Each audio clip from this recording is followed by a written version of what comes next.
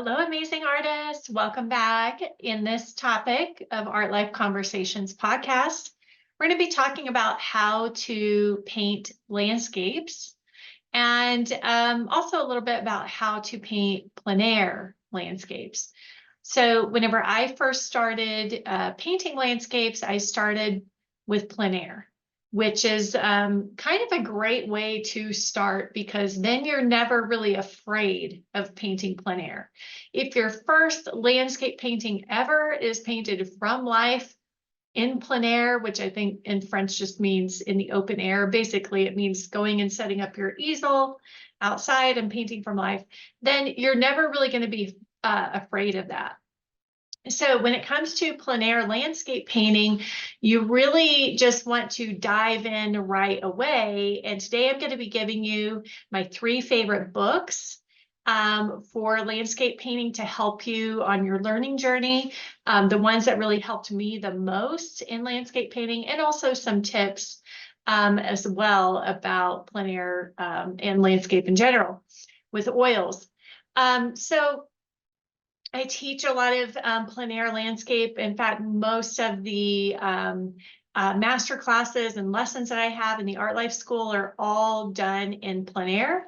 So it's really a great way to kind of see like how that's done live and in the moment.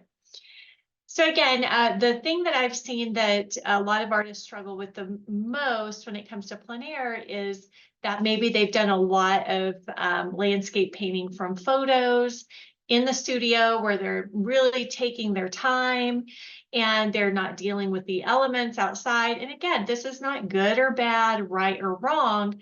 And it just depends on what kind of artist you want to be and what kind of art you want to create. So it's totally up to you.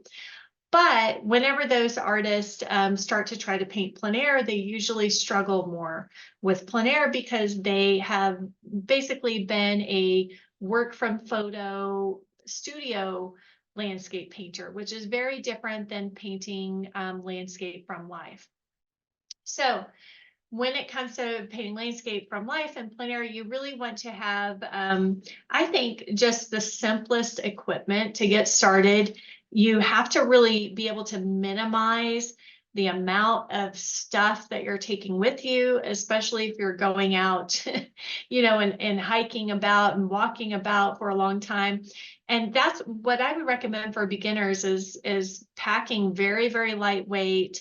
A very lightweight pochade. There's plenty of them out on the market. Some of them are more expensive than others.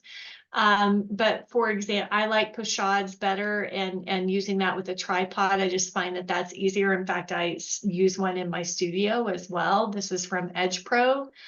That's probably one of the most expensive ones you can get.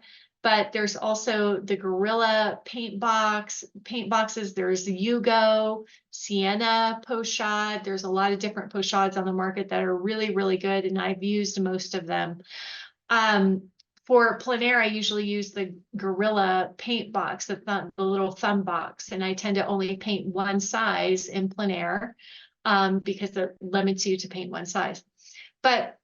And it even comes with like its own little bag where, you can organize your supplies, and it's such a small little kit. So I love it. I can even fit that in a carry-on and take it on a painting trip with me, right? And so just going lightweight, I think, is my main tip. If you're just getting started, you don't want to be, loaded down with a huge backpack. At least I don't, even to this day. And then maybe choosing locations that, are easier access, simpler scenes. Maybe it's a local park or a state park or something like that where you can, get to a scene that you might want to paint a lot easier. So let's dive in and look at the 3 books that I recommend, especially if you're a beginner, for either landscape painting or plein air painting. So for those of you watching on YouTube or on, let me find my screen, I'm going to share, or on Facebook, you'll be able to see my screen here in a second, and I'll share with you these 2 books. So the very first book I would recommend, this is like the first one. As you can see, it's #1 bestseller in oil painting. on Amazon, and it's called Carlson's Guide to Landscape Painting. Most of this book is in black and white. It's quite an older book. The most important thing that this book is going to teach you about is about the nature of lighting outdoors. Okay, so lighting affects outdoors. He talks about the different planes of light. Typically, on a typical, kind of day, you would have the sky is the lightest value, then the top plane, the ground is the second lightest in value. The perpendicular planes like trees usually go the darkest. So he really breaks down this book with some really great illustrations, those different value changes in the landscape. And as we know, value does all of the work. Color tends to get all of the attention, right? So this is an invaluable book because it really goes into the value structure. There's also things in here about composition, but I think the most important thing about this book that will help you the most if you're just getting started is the breakup of values on the value scale according to the different planes in the landscape. So that one, and there's also some information about how the angle of the sun affects that and changes things. So I think this book is still really a great go-to. And I read this over and over and over again and studied it so much whenever I was in art school and learning how to landscape paint. Okay, the next one I would recommend is the Edgar Payne composition for outdoor painting, and that's exactly what I would recommend it for, is for composition. Now, this actually might be a little bit later on in your development. If you're just getting started as a plein air landscape painter, this might be more of like a higher level thing that you'll want to get into later on.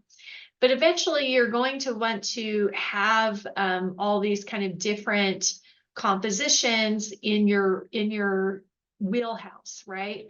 And so that's really where this book is invaluable. And as you can see, you can find some of the pages here just on, Google, just on a Google image search.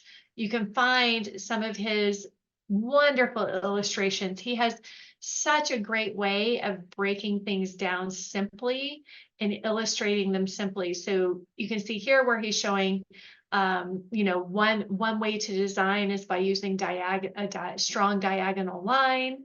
Another way is by, creating a tunnel composition. Another way is doing everything as a silhouette or backlight, basically backlight. Let's see, there's some other ones. And I have to say, his book has even helped me. It really helped me a lot with still life composition. So here he's illustrating what he calls a steel yard composition, and Camille Corot did a lot of these compositions all the time, where you have like one really large element on one side balanced by a smaller element on the opposite side. A circular composition, an S curve. He shows you about, doing a triangular composition. Let's see, radiating lines. Oh, here's radiating lines. So this one with the radiating lines, that one was a big one. Obviously, the most obvious one for that is doing a sunrise, for example. But you can also use this compositional tool whether or not you're using a sunrise. So I would often do this whenever I was painting plein air in Oklahoma. Maybe all I would have, pretty much just like as you see here in his image, pretty much what I might have is like one big tree, open plains, and like clouds. And so what this book teaches you is it does teach you to go beyond just copying what you're seeing, even out in plein air. Once you get good at kind of capturing, the scene as you're seeing it, getting the accurate values, you know how to create form, you know how to create atmospheric perspective and depth of space. This would kind of be that next level that you would want to go to when it comes to your landscape painting, is really, learning all these different compositional tools and techniques and having those in your toolbox. So triangular composition, the cross, I use all 4 of these even in still life. So I also want to say that, like, I really caution people against seeing the genres as not interrelatable. There's just so much. If we learn about one subject, and maybe somebody like Edgar Payne has written on one subject, we can take that and we can actually apply it. It's universal. It's just universal design principles. The L-shaped composition, I use that all the time in still life as well. And again, this book I will say, like, I finally let go of Carlson's Guide to Landscape Painting because I just didn't need it anymore after 15 years of painting. But I still go to this book and I still use this book. Most of this, again, is in black and white. There are some really beautiful color plates in the back. There's also a really beautiful section about color design as well in the back. And so again, it's kind of a more higher level conceptual thinking that you might not be ready for yet as a beginner, but I always say knowledge never hurts. So, even if you don't feel like you're there yet, kind of get it and go through it. It is such a good investment. I know it's kind of higher priced than some of the others, as it seems like limited supply is available on that book. But it's so worth it. I've kept it for 15 years and still use it. Okay, my other book recommendation is Kevin McPherson's book. And I actually have both of his book. I do recommend both. He has another one. This one I think was my favorite, especially since I'm a lover of light and color. Fill your paintings with light and color. Now, he also has some phenomenal information in here for the beginner on, your tools and your supplies, and then also taking like sketches from out in the field and turning them into studio paintings, larger pieces in the studio. So both of his books are excellent. This one is my favorite. There's a lot of materials advice, setup advice in these. Fill your oil paintings with light and color. This one was in 2000. And there is another one by him. Let me see if I can find it. So the other thing I really liked about Kevin's book is he also talks about the development, developing yourself as an artist and really putting in the time. Inside Out is the name of the other book. Really putting in the time, right? Like really putting in the time and the effort that it takes, and painting lots of paintings and just getting out there and like hitting the ground, hitting the pavement, and doing a lot of paintings, right? And a lot of studying, and just repetition, right? Repetition is the mother of skill. So the other thing that I really got out of Kevin's book too was he really goes into depth about light shapes and shadow shapes. And again, he gives some amazing illustrations in there of how to see light and shadow shapes. He even has some still life demonstrations and tutorials in his books too. Both are really, really good. And the other thing I really got out of his book in the early days that really struck me was his emphasis on seeing shapes and simplifying shapes, seeing flat shapes and starting your painting with those flat shapes before you start to get into all of those details, right? So if you're looking for books that are going to help you, along your journey with plein air painting and with landscape painting in general, those are the top 3 that I would recommend. My other tips for plein air painting is to start with simple scenes, right? So sometimes as a beginner, we might get out there and choose like a scene that's really complicated, really complex. And I wanted to show you some of my first successful landscapes. A lot of these were done in the first year or 2 of art school. And I was in art school in Connecticut. And so this is one of the first scenes that I did. There was a lot of marshes, and so So starting with simpler scenes, I would say starting smaller with smaller paintings and simpler scenes, because you're dealing with so much. And until you really build up your capacity to deal with all the elements, you're dealing with perhaps the wind, the bugs, the heat, the cold, you're dealing with all these distractions, and they are distractions, right? These are some of this was painted in 2010. Okay. Just like a simple road going up a hill. This is another, just simple landscape. This probably would have been a little bit more complicated for me at the time, various groupings of trees, right? So you do want to try to keep it simple. I would say smaller, because you don't want to be out there like chasing the light as the light changes. You'll hear that among artists, like, don't chase the light.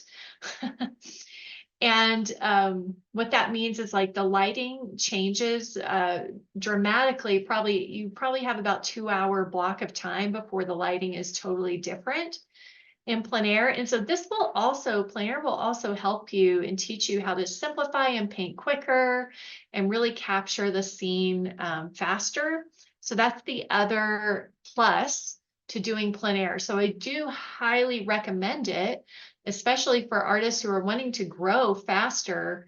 It's such a great way to train yourself as an artist doing plein air painting, because it's so challenging. It is so challenging.